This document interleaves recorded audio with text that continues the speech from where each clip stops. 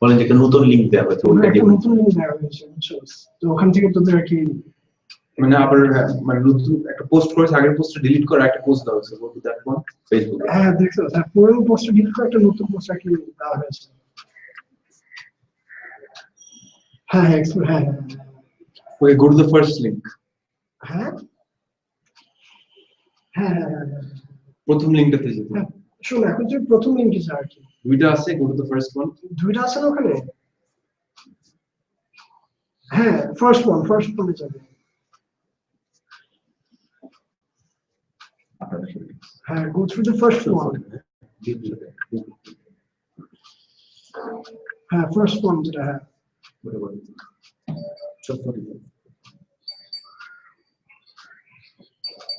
হ্যাঁ লিংক এসে, হ্যাঁ কোন দিয়ে তুমি হ্যাঁ হ্যাঁ হ্যাঁ first one, go to the first link. হ্যাঁ হ্যাঁ এখন ফুল কোশ্চেন করা যাবে না, প্রেস প্লে, আমি বাকিটা বলছি। আচ্ছা তুই ভাইয়ের সাথে কথা বল, স্যারের সাথে। হ্যালো জি, আচ্ছা, did you play the video? Can you see anything? মানে আচ্ছা ঠিক আছে, আপনি দেখেন, আপনি প্রথমে গুগল প্লাস লিংকটাতে গিয়েছেন, রাইট? এখন না না না, আচ্ছা রেজিস্টার করার আগে আপনি দেখেন যে উপরে ডানে বামে দেখেন যে একটা আপনি কি স্যামসাং ইউজ করেন? আপনার অ্যাপ স্টোরের যেরকম মানে যে মেইন মেনু বাটনটা যেরকম, জি কি থেকে করছেন? PC? Hello, are you logging in through your PC? That is fine. আপনি দেখেন যে ডান সাইডে একটা এমটি স্পেস আছে, রাইট? সাদা। উপরে বামে দেখেন যে দেয়ার ইজ দিস বক্স করে একটা অপশনের মতন একটা ট্যাব আছে, ছোট্ট একটা বক্স। হ্যাঁ, কোশ্চেন আনসারস ক্লিক করেন। এখন দেখেন, you should be able to write. Tell her to write her name. Just write your name down there. না, আপনি দেখেন কোশ্চেন আনসার ক্লিক করেছেন, and এখন আপনি নিচে ডানে, এখন ডানে যে হোয়াইট স্পেসটা আছে ওইখানে দেখেন কোশ্চেনস লেখা আছে না, নিচে অ্যারো দিয়ে, ওইটাতে টিপ দিয়ে রাইট কোশ্চেন দেন।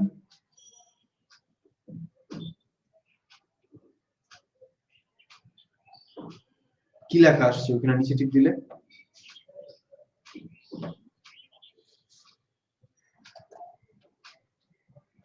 আচ্ছা, আপনি উপরে ওটা বক্সের মধ্যে ক্লিক করে আগে কোশ্চেনসটা অন করেছেন, রাইট? কোশ্চেনসটা অন কর, উপরে দেখেন বক্স যে জায়গাটা আছে, দেখুন যে টিক দেওয়ার পর কোশ্চেনের আনসার টিক দিয়েছেন, রাইট? দেওয়ার পরে ডান সাইডে তো যে জায়গাটা আছে দেখেন তো কোশ্চেনস লেখা দিয়ে নিচের দিয়ে একটা অ্যারো করে একটা জিনিস থাকার কথা। আচ্ছা, লোডিং হচ্ছে, রাইট? লোডিংটা যখন শেষ হবে তখন আপনি দেখবেন যে এখন নিচে অ্যারোতে টিপ দেন, নিচে দিয়ে দেখেন আস্ক কোশ্চেন একটা অপশন থাকার কথা। Well sir, is this a live session? একজন অলরেডি লিখেছেন। ইয়েস, এটা কি আপনারটাই? আচ্ছা, it's someone else. So this someone else is being able to, আচ্ছা মোহাম্মদ টিপু সুলতান, আপনার জিমেইল অ্যাকাউন্ট আছে? আচ্ছা ঠিক আছে, আপনি একটু আপনার জিমেইল দিয়ে হয়তো, মানে আপনার জিমেইল থাকলে you should be able to do it actually. Log into your Gmail. হ্যাঁ, আপনি log into your Gmail account and then enter the link, then you should be able to do this. Viewers are there. Okay, ঠিক আছে। So 4 viewers now. 4 viewers. I think you can start the class. Yeah. Please আপনি ক্লাসটা শুরু করে দেন, ওকে একটু বলে দেন যে it's an online class. আরেকটা জিনিস করতে পারেন স্যার, ওয়ার্স্ট কেস সিনারিও আপনি ওদেরকে বলতে পারেন যে ask me questions in my Facebook Messenger. আপনার সেল ফোনে কোশ্চেনগুলো দেখে আনসার দিতে পারেন। ঠিক আছে।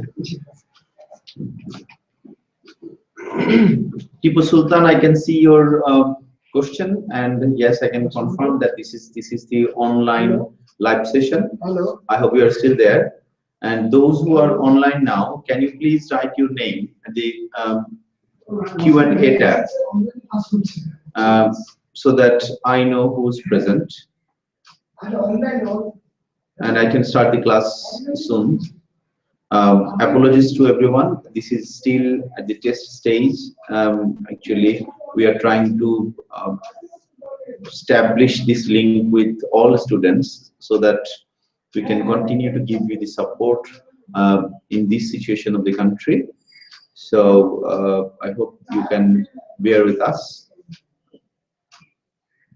and thanks to you in advance for having patience and being with us at this difficult time.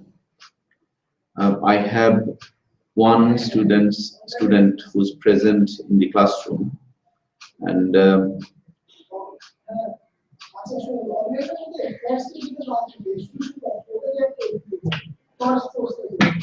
today's topic is exclusion clause under the contract law. This is A-levels law class, and I'm covering paper 2 from contract from market side, and the topic is exclusion clause.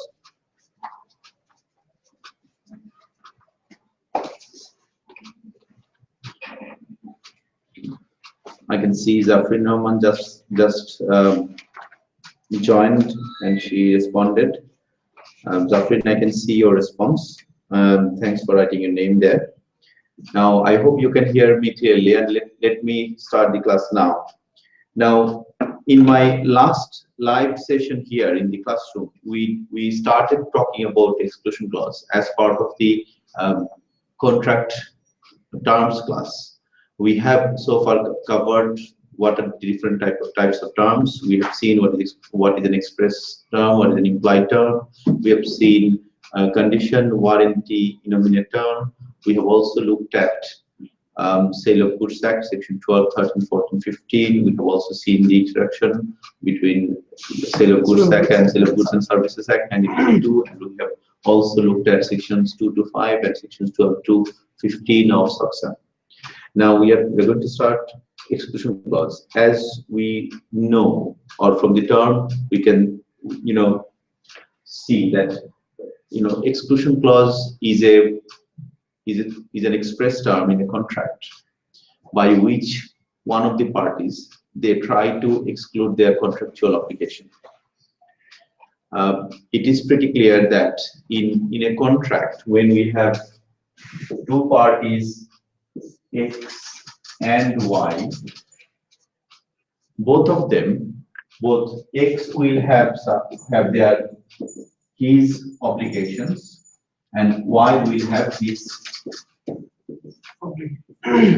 obligations. Now, under the contract, it must be noted that X must fulfill all his obligations as agreed under the contract, and Y will have to fulfill all his obligations as agreed under the contract. What does the exclusion clause do? The exclusion clause, by the exclusion clause, one of the parties will try to exclude at least one liability, at least one obligation under the contract. It can be X, it can be Y. It can be maybe the buyer will try to exclude liability somewhere, or maybe the seller will try to exclude the liability somewhere. It's generally in a contractual situation, it is the seller who tries to exclude the contractual liability. Okay. For example, if I'm selling something to you, I may say that if the product is faulty, I do not bear any responsibility. That is an exclusion clause. If you park your car in a car park where I'm the owner, I may put a notice saying that the car parking authority do not bear any responsibility for any loss or any damage to the car. That is an exclusion clause. If you are going to an amusement park and there are there is a ride there, and if the authority puts a notice saying that, well, in case of any accident, we bear no responsibility whatsoever, that is an exclusion clause. Now the question is, whether an exclusion clause is a fair one or is it an unfair one. Now, I would request you to take notes of what I'm telling you. Now, the first thing that the exclusion clause does, it it helps one of the parties to exclude their contractual liability. And next point that you must take note that exclusion clauses are generally express terms. They are not implied terms. They must be, the other party must know about the existence of the exclusion clause, and that is very important.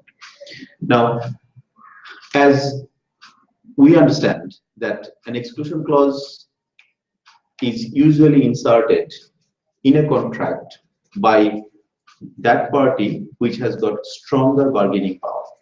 For example, between X and Y, if Y has stronger bargaining power, it is likely that Y will be successful to insert an exclusion clause in the contract. And X, being the weaker party in that contractual bargain, may agree to that exclusion clause because maybe X is desperate to do that contract.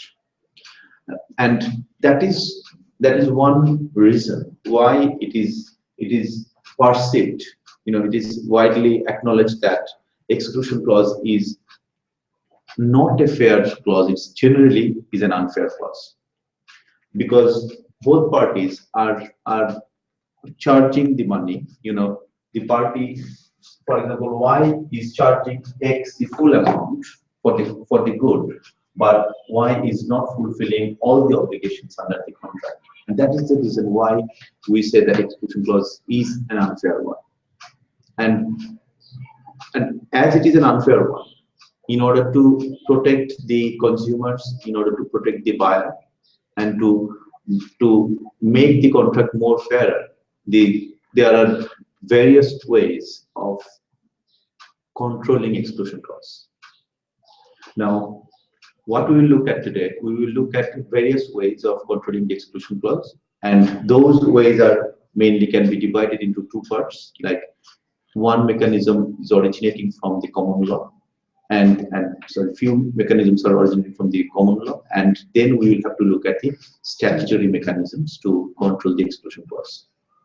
But primarily, the first thing that we will look at the common law mechanisms, and under the common law mechanisms, there are two things that we will look at.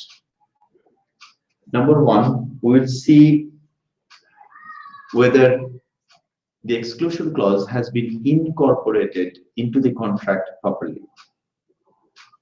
Now, this is very important to examine whether the incorporation of the exclusion clause has been done in an appropriate way. Now, when we are talking about this part of incorporation, it must also be taken into consideration, or we must understand that both parties, X and Y, both of them will have to have what we call the notice about the existence of the exclusion clause. For example, if you and I enter into a contract, say we have signed it, we have agreed to the contract. 3 days later, you come up and you tell me that for certain aspect of the contract, you bear no responsibility. Okay, then do you think that exclusion clause was incorporated in that contract properly? What do you think, Mahit? If you and I enter into a contract today, and 3 days later you come and tell me that on certain aspect of the contract you do not bear responsibility. No, sir. Then that is an exclusion clause. Yes, that is an exclusion clause. Now, was that exclusion clause incorporated appropriately? No, sir, it wasn't. Why not? Sir, because the notice was given to that person 3 days later. Okay, which is? Sir, Sir, which is, so 3 days later, sir, Yes. it should be known to that person at exact that time when the Okay. when the contract was made. So it means that whether the exclusion clause exists in a contract or not, it must be brought to the notice of both parties, Exactly at not the time not after the contract, but before or at the time of entering into the during the contract. contract. That is very important. We must know that that the exclusion clause exists in the contract. Say, I have the contract with you, and I do not know whatsoever about the existence of the exclusion clause. Then one fine morning you come and say, look, for this aspect of the contract, I bear no responsibility. Then it is no longer the old contract we have agreed. It becomes a new contract.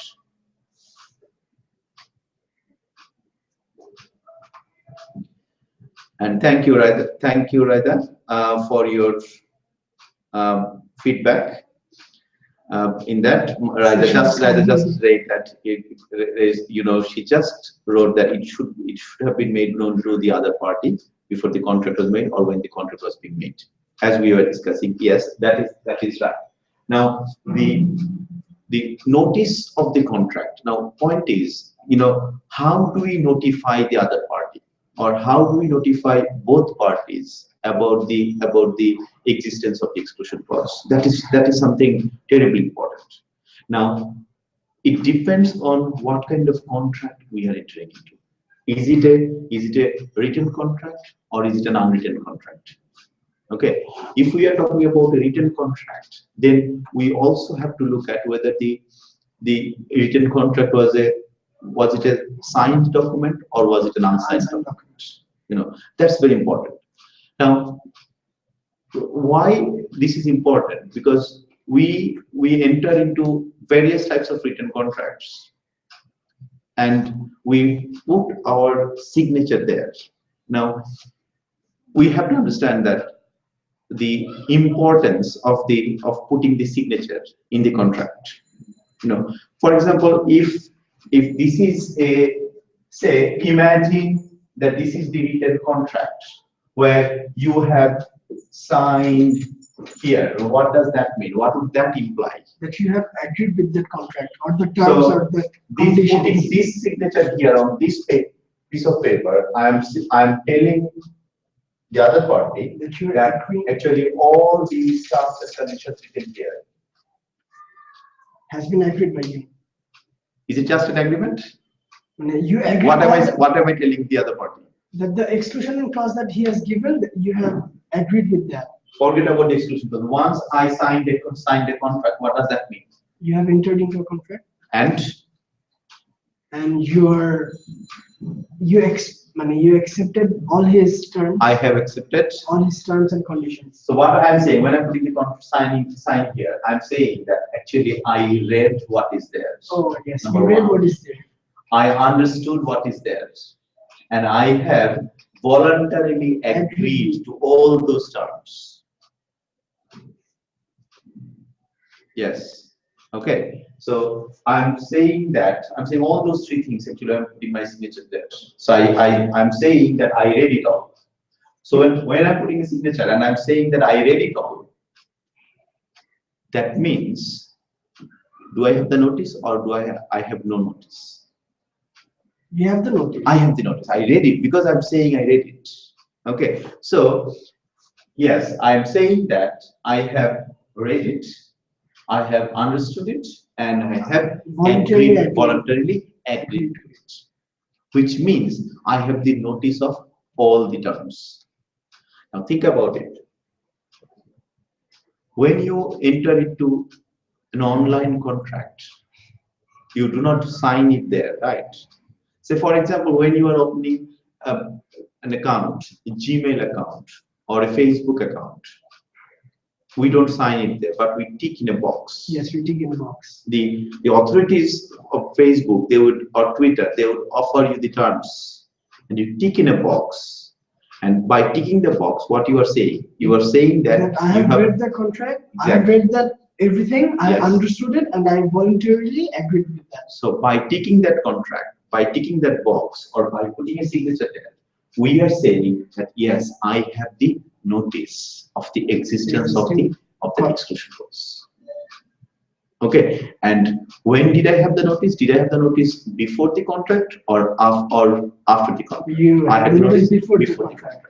That is important. Okay, because if I have the notice after the contract, or if I have been notified about the exclusion clause after the contract, then it would mean that the exclusion clause was not part of the contract. Was the exclusion clause was not part of the agreement that we had when we were negotiating. Remember, Humaira just wrote here that you agreed to its terms and conditions. Yes, Humaira, I agree that by putting that signature or by ticking that, we are saying that we have agreed to the terms and conditions. Now, if this was notified, as I was saying, that if it was notified to me after the contract was signed, then it would simply mean that I was notified after it, which would mean that it is not wasn't a part of the contract because you have already agreed to it. And that is very important. Now, in a written and signed document, it is pretty much straightforward, isn't it? It is pretty much straightforward. Why? Because by signing it, we are saying, yes, we have done it. Even though I would say in most of the cases, I don't think people read the contract, what is written. Now, the problem becomes difficult when there is a written contract, but which was not signed. And that seems to be a difficult area, because we then are not sure whether the parties had the sufficient notice or whether both parties knew about the existence of the exclusion clause. Okay, now let me go back to the written contract scenario. For example, what if you enter into a contract with a business organization and they give you a standard form contract? Do you recall what is standard form contract? Does anyone know what is standard form contract? Those who are viewing me online, can anyone write the answer? What is a standard form contract? So it's more or less like this one. The contracts done in pages. Mm-hmm. Can you repeat that again? So it's more or less like the contract which are done in pages usually. Okay. And what else? Who can offer you a standard form contract? A private seller or a business seller? So a business seller. Okay. Then can you think what is a standard form contract? So which are done. For example, when you enter into when you have agreed with LCLS, when you had a contract with LCLS, do you think your contract and your other classmates' contract are different? Or LCLS has offered everyone the same contract? What do you think? Are they different contracts? No. Or everyone has the same contract? The same contract. Everyone has the same contract. Everyone has the same contract. So, which means all of you signed new contracts, or all of you have signed a standard contract made by LCLS? Standard contract made by LCLS. So, when customers enter into contract with a bank with similar type of accounts, do they enter into different contracts, variety of contracts, or standard form contract? Standard form contract. That contract is offered by whom? By the which one? By the buyer or by the seller? By the seller. By the seller. Which seller? Private seller or the business seller? Business seller. Business seller. Yes. Okay. Now you can Google it from home, right? All of you, those who are at home, and I welcome Tanzina as well in the class. Now let's go back to where we were. Yeah. Let's go back to other things where we were, we were talking about the notice given in a contract, and we just covered the form of notice given by both parties or one of the party to the other party about in a written and signed contract. But in case of a written and unsigned contract, can you give an example of written and unsigned contract? So it's usually when we park our car in a park place. So we don't usually sign that contract. The piece of paper we get from the authority, we don't usually sign it. So that's an unsigned contract. Can anybody from online give me an example of a written and unsigned contract?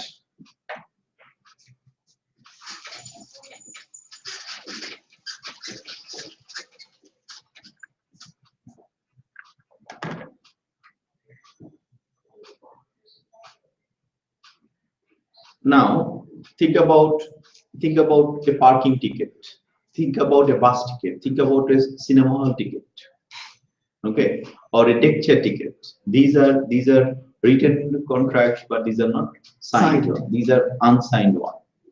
Now, which would mean that even if you have the contract with you, it does not necessarily mean that you have the notice about the exclusion clause. For example, if I buy a cinema hall ticket and go to a cinema hall, and it says that if you have any accident when watching the movie, we are not responsible. The authorities are not responsible. Did you really see that exclusion clause? Generally, do we really go to watch a movie, and when you get the ticket, do you really read that movie? Read that ticket. The answer is no, we don't read that ticket. Okay. What do? The natural consequence, the natural flow of our action is that we actually take that, we take the ticket, show it to the ticket checker, and put it in our pocket. And that's the end of the story for us. And that's why it is very important to know actually what happens when the Sir, Radha is asking that whether you are able to see her questions. I can see one. What did she ask? Sir. Sorry, Raida, I just saw you mentioned ticket. Yes. Anything else you have asked? Give me a second.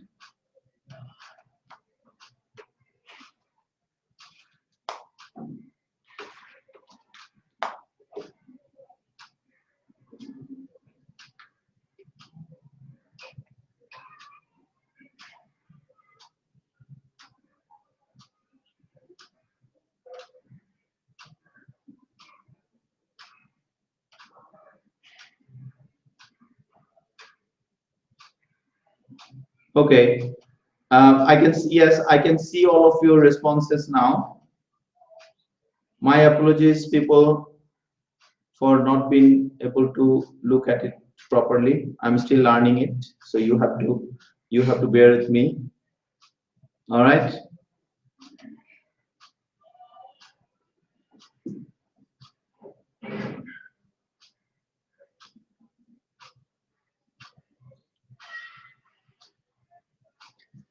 Now let's go back what we were talking. We were talking about a written and unsigned document. Now, for a written and unsigned document, we have to understand that the other party, the party which wants to include the exclusion clause in that contract, must give sufficient and reasonable notice to the other party. For example, if I go into a car park like this now, and I get a ticket which I'll put in my pocket, then if the car park authority has got an exclusion clause, they must put sufficient notice here before I enter into the contract with them, and that's very important.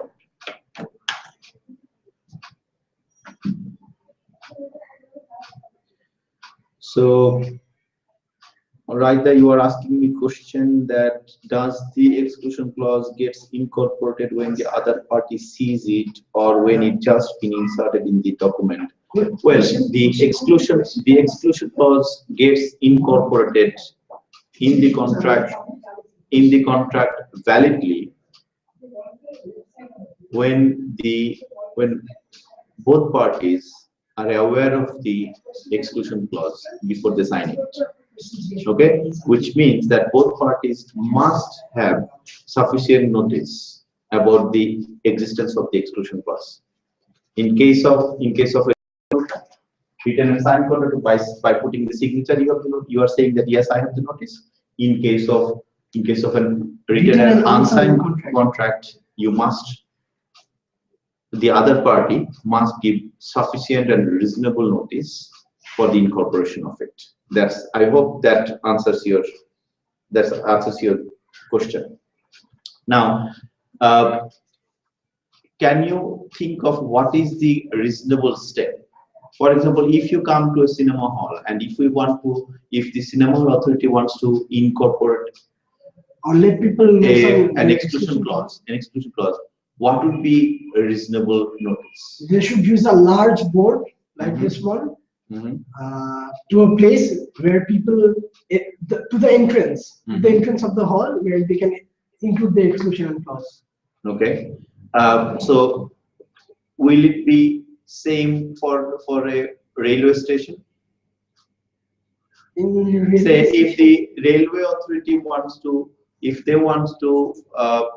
railway authority wants to incorporate an exclusion clause, say they can, if they want to tell their passengers that we bear no responsibility for any delay of the trains. Okay, then how do they do it? Because they are putting it in the ticket first. But what would be a reasonable way of doing it? Will they put just? Is it okay for them just to put a huge notice board or something else?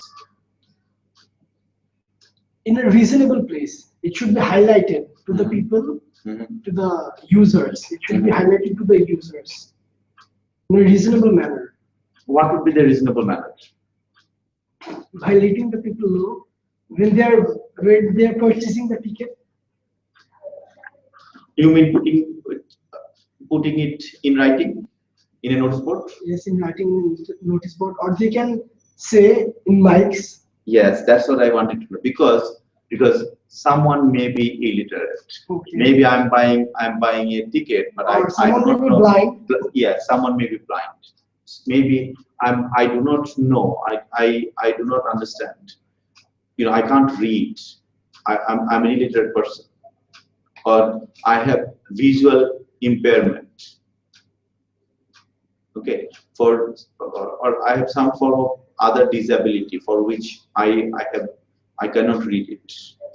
Okay, so it can be there. In that case, what else should be done? It may be a public announcement system in the railway station to let people know that they have an exclusion clause. Things like that. Are we clear? Yes. Now, what I will do, I'll share some slides with you, not here, but in the Facebook group, so that you can have a look at the case references and the details of the case. Okay, and in our next available class, we can actually discuss it with you. Okay, now with the point of incorporation, we come to two conclusions. Number one, if it is a written document, written and signed document, putting the signature is good enough as sufficient notice. If in case of a written and unsigned document, the notice must be reasonable. Now, in order to incorporate an exclusion clause validly, it's not just the notice, it's not just the incorporation that we are dealing with. We must also deal with the language of the exclusion clause. It is very important that the exclusion clause has got language. we must understand that the language of the exclusion clause is very important. What kind of language are we using? Now, can you think why the language is so important in a contract? Can anybody tell me why the language is so important in a contract? So as you said before, that everyone is not that much literate, or everyone is not that much educated. Mhm. So it should be in such a manner that everyone understands that what is written in the contract. Mhm. So here the language is the major part while entering into a contract, because people have to understand that what's written in the contract. What kind of language would you prefer? A simple language which you understand, or a complex language, Obviously, which a is simple, or a very sophisticated but complex language? obviously a simple language which can be understood by the people, Okay, by the common people. right, good. And I have someone telling me that if there is a situation when you can't understand the language of the clause, Shumon is telling me that. Thank you, Shumon, for that. So, what is wrong with that? If I use a complex language, if I use a language which is not clear, if I use a language which is more like what I can, To be ambiguous. which is ambiguous, or vague, what is wrong with that? Can you think? Can someone tell me online what is wrong with that if the language is vague or if the language is not clear? And without knowing the condition and terms, that person will sign the document, and Mhm. later he would be facing a such big trouble. Okay. So if I do not understand the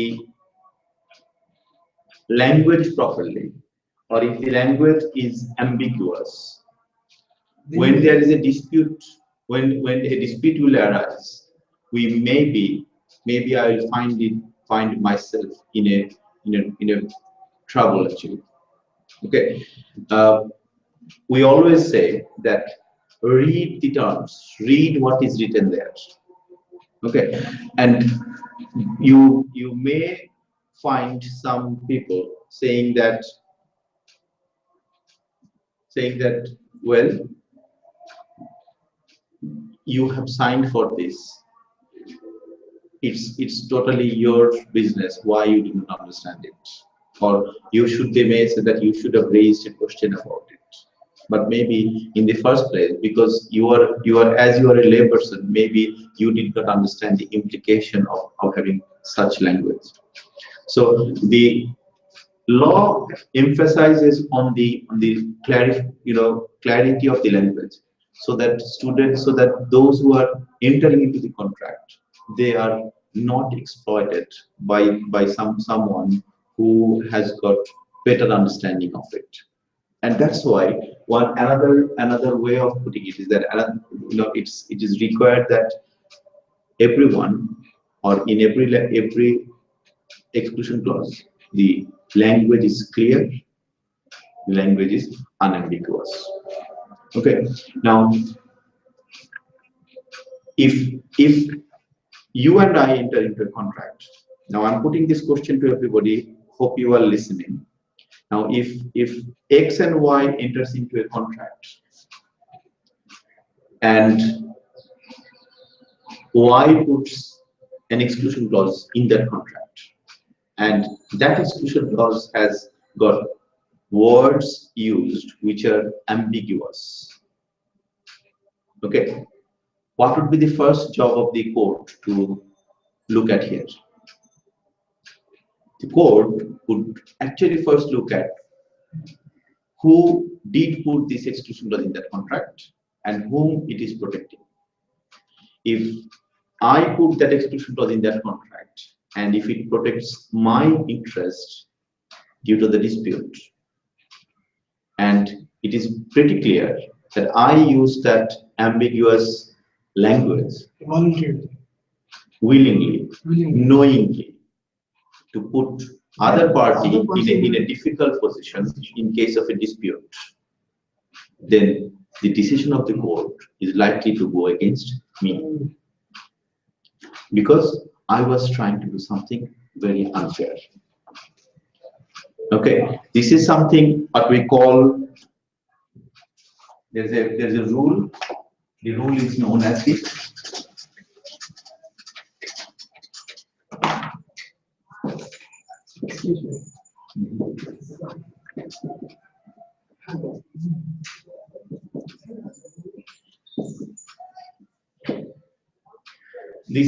rule is known as contra proferentum rule.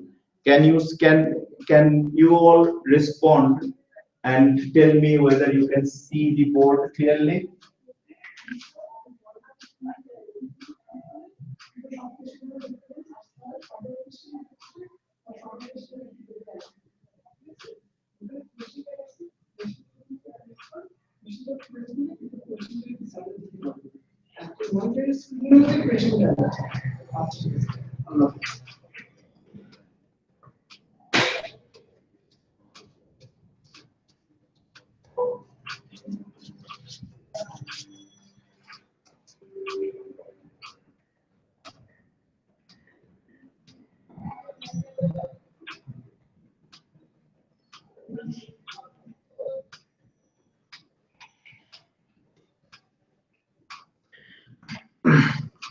My question was, can you see what I have written here? Can everyone see that? I just wrote about a rule. The rule is known as the contra proferentum rule.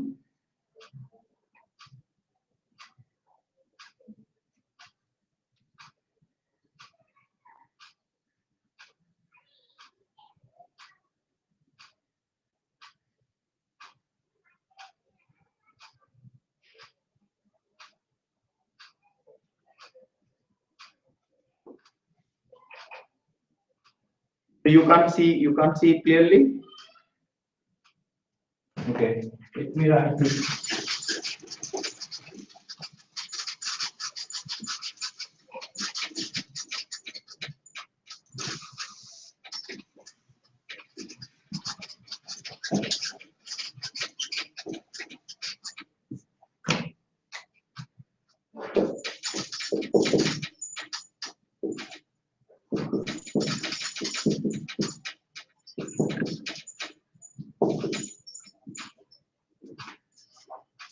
Can you see now what I have written? Contra proferentum rule.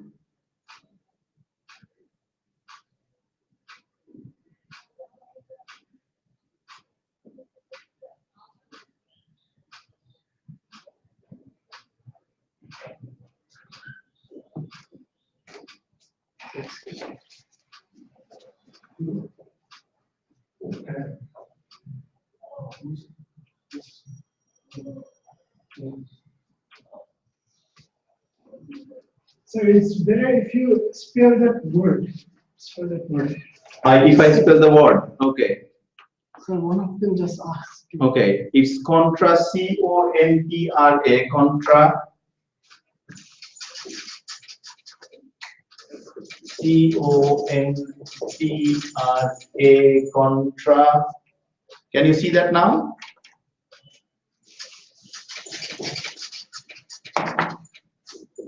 T-R-O.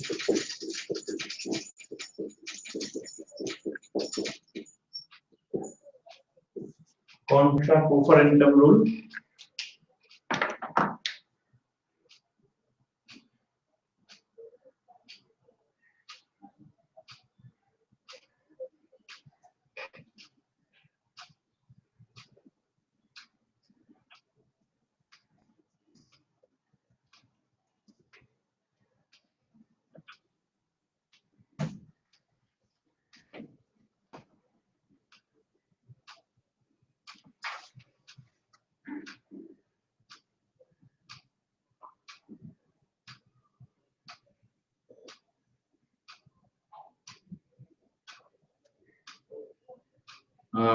Everyone, please bear with me. Just give me a couple of minutes. I'm giving you something.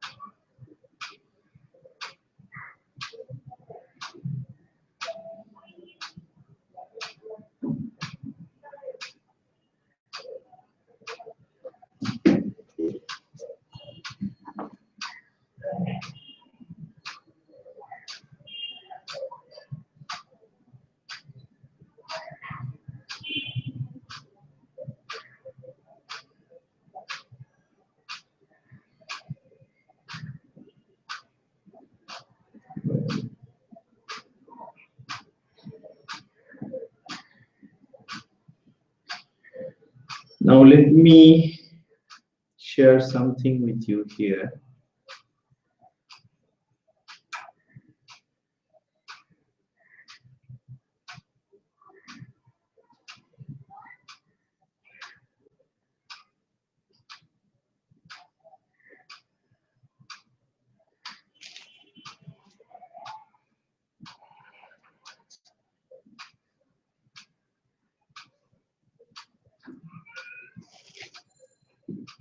Can you see what I have shared with you right now?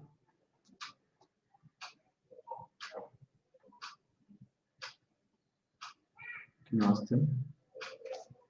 So should I? Yeah.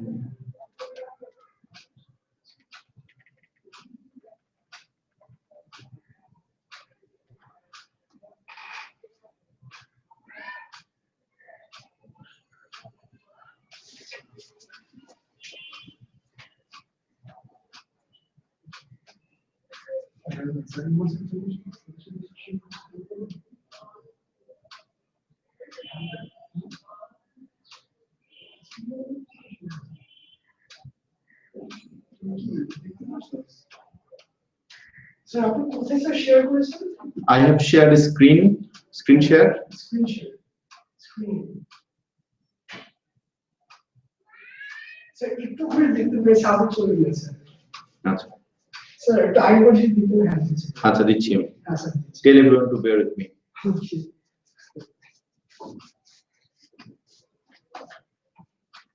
সে একটু ছিল তারপর চলে গেছে।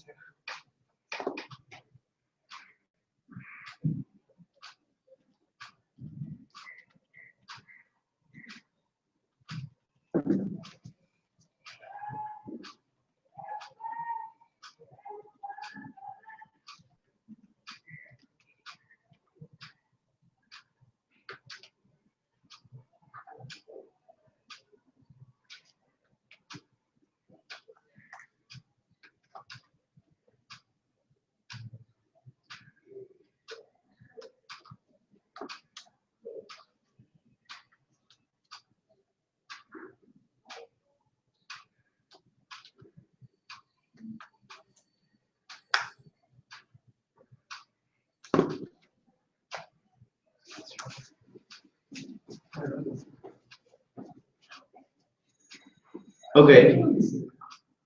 Sir আসলে না আবার চলে গেছে। আবার চলে গেছে না? Okay guys, no worries.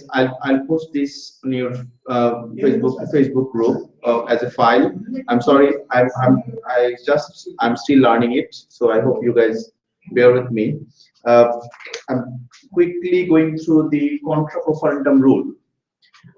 According to the contra preferendum rule, the party which will insert the exclusion clause with ambiguous language, unclear language, the court will give the judgment against that party. It's very simple because the party could insert the language with much clearer. They had the option of putting it in a much clearer way, but because they did not do it, so and the court would actually penalize that party for doing that.